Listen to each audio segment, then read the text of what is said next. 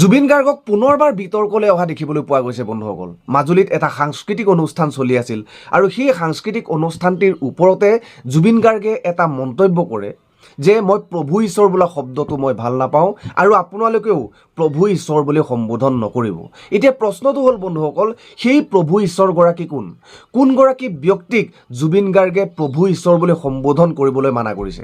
সমগ্ৰ ভিডিঅ' মই আপোনালোকক দেখুৱাবলৈ গৈ আছোঁ বন্ধুসকল, আৰু ভিডিঅ'টো চোৱাৰ পাছত শেষলৈকে চোৱাৰ পাছত ইয়াৰ প্ৰত্যুত্তৰৰ সম্বন্ধে কথা পাতিম আৰু ইয়াৰ সম্বন্ধে আৰু দুটামান কথা পাতিম।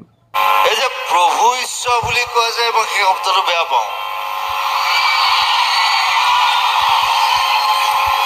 You cannot be.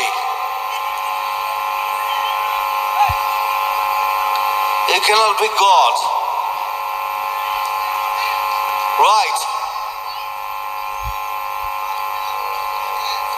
আৰু বুদ্ধিজীৱত কয় যে বুদ্ধই কৈছে যে you are God.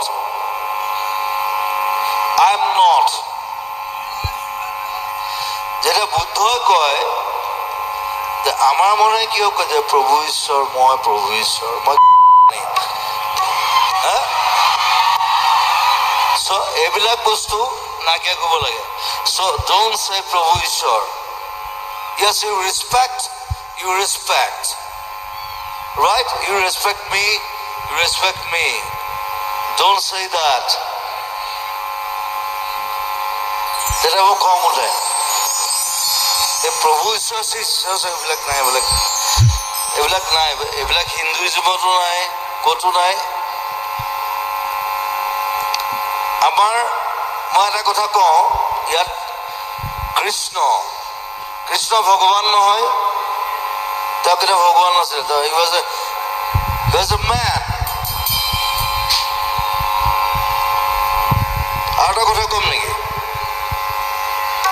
সেইটো ইয়াত নকওঁ বাৰু, ইয়াত ক'লে দিগদাৰ হ'ব আৰু। আমাৰ মনে কেউ পেলে প্ৰভু ঈশ্বৰ মই প্ৰভু ঈশ্বৰ মই জ্ঞান পাই। ইতিমধ্যে বন্ধুসকল আপোনালোকে জুবিন গাৰ্গৰ সেই মন্তব্যটো শুনিলে। মন্তব্যটো শুনাৰ লগে লগে আপোনালোকৰ মনত এটা প্ৰশ্নৰ উদয় হৈছে যে প্ৰভু ঈশ্বৰ বুলি কাক সম্বোধন কৰিবলৈ জুবিন গাৰ্গে মানা কৰিছে আৰু সেই প্ৰভু ঈশ্বৰগৰাকী কোন? বন্ধুসকল, এতিয়া কথাটো হৈ গ'ল সমগ্ৰ অসমবাসী ৰাইজেই সত্ৰৰ সত্ৰাধিকাৰক প্ৰভু ঈশ্বৰ বুলি সম্বোধন কৰে। আপুনি সম্বোধন কৰে, মই সম্বোধন কৰোঁ, কিন্তু সেই আপুনি প্ৰভু ঈশ্বৰ বুলি সম্বোধন কৰা ব্যক্তিগৰাকীক, মই প্ৰভু ঈশ্বৰ বুলি সম্বোধন কৰা ব্যক্তিগৰাকীক জুবিন গাৰ্গে প্ৰভু ঈশ্বৰ বুলি সম্বোধন কৰিবলৈ মানা কৰিছে। এই কথাটো বন্ধুসকল যুক্তিসংগত বুলি আপোনালোকে ভাবেনে?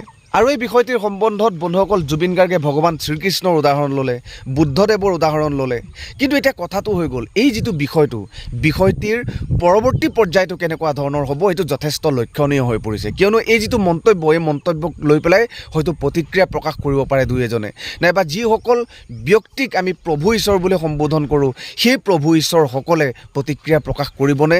যদি কৰিব, কেনেকুৱা ধৰণেৰে কৰিব? এই বিষয়টো এতিয়া যথেষ্ট লক্ষণীয় হৈ পৰিছে বন্ধুসকল। আশা কৰোঁ এই বিষয়টিৰ সম্বন্ধে আপোনালোকে নিজৰ মনোভাৱখিনি কমেণ্ট বক্সত প্ৰেৰণ কৰিব বুলি আশা কৰিলোঁ। ধন্যবাদ। জয় আই অসম।